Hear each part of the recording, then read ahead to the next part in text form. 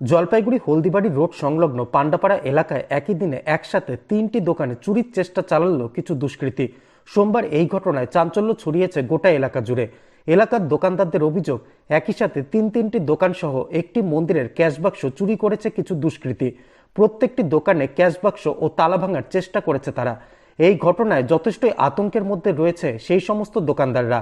যদিও পুরো বিষয়টি জলপাইগুড়ি কোতোয়ালি থানার পুলিশকে জানানো হয়েছে বলে তারা বলেন। যদিও একই দিনে 3টি দোকানে একই সাথে চুরির চেষ্টার ঘটনায় জলপাইগুড়ি শহরে চাঞ্চল্য ছড়িয়েছে।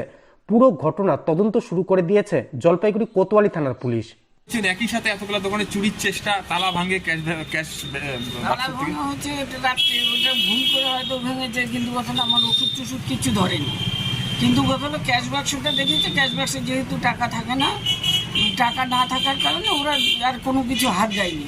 কেন ওষুধ নিয়ে কী করবে? ওষুধ নিয়ে তো একটা ব্যাপার থাকে।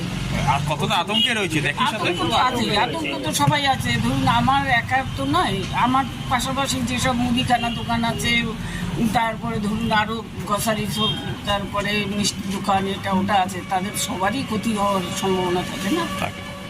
এটা প্রত্যেকেরই ক্ষতি।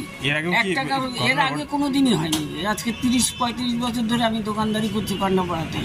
কোনো দিনই কোনো জিনিস হাজার খুলে তৈরি গেল পরেও কেউ কোনো দিন ধরেনি।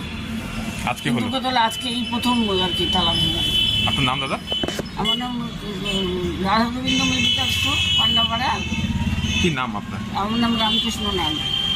এলাকায় আজকে অনেকগুলো দোকানে একসাথে চুরি হলো, কতগুলো দোকানে শুনলেন? আমি তো এক্ষুনি জানতে পেলাম যে আমার দোকানে কালকে তালা ভেঙেছে, এখানে গ্লাসটা থাকার জন্য বেঁচে গেছে। আর শুনলাম মন্দিরে বলে প্রণামী বাক্স ভেঙেছে, আর সামনে দুটো শুনলাম। এখন আমি মানে যাবো, সব মিলে 4-5টা দোকানে। হ্যাঁ, সেরকমই তো শুনলাম আমি। তো কি মনে হয় এই যে একই সাথে এতগুলো দোকানে চুরি? এটা তো এখন এত বছর ধরে আছে, কোনোদিন তো কিছু হয়নি। এখন এরা কিছু নেশাখোর কিছু লোকজন কিছু করেছে নাকি, এখন যাচ্ছি। এখন আমরা আশপাশে কথা বলি যে আমরা থানায় যাওয়ার পরিকল্পনা আছে, আবার কথা বলি তারা। তারপর আমাদের এখানকার ওয়ার্ড কমিশনার আছে, তার সঙ্গে একবার আমরা কথা বলেছি ফোনে। তিনিও আমাকে সাজেশন করেছে যে একবার থানায় গিয়ে কথা বলার জন্য। দেখি কী হয়। এই যে আজকে এবার চুরি হলো, এই একই সাথে কতগুলো দোকানে চুরির চেষ্টা, কি বলবেন? একসাথে 3টা দোকান, পরপর 3টা দোকান চুরি হয়েছে এখানটা।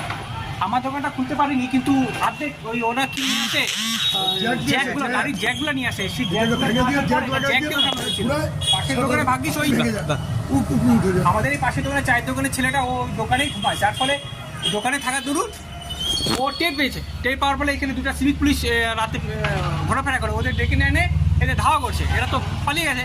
পরে পিছুবাড়ি পুলিশ এসে আমাকে বাড়ির থেকে ডাকা হয়, এবং ডাকা হওয়ার পরে আমি আসি দেখি এই অবস্থা। কি অবস্থা দেখলাম তালা আমার 2টা তালা লাগানো ছিল, 2টা তালা ভাঙা, লকটা ভাঙা, তালা যে শাটারের যে লকটা ছিল লকটাও ভাঙা। চুরি গেছে কিছু?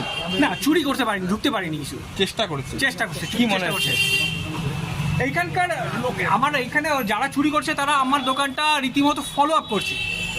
কয়েকদিন ধরে ওরা ফলো আপ করার পরই ঢুকছে এইখানটায়, নাহলে ওরা কী করে জানতে পারবে যে এইখানটায় খুললে আমি ঢুকতে পারবো ভিতরে? আমার 3টা শাটার আছে দরজার মধ্যে। ওরা দীর্ঘদিন ধরে ফলো আপ করার পর এইখানটায় আসছে। এই অবস্থা। আমার নাম গণেশ।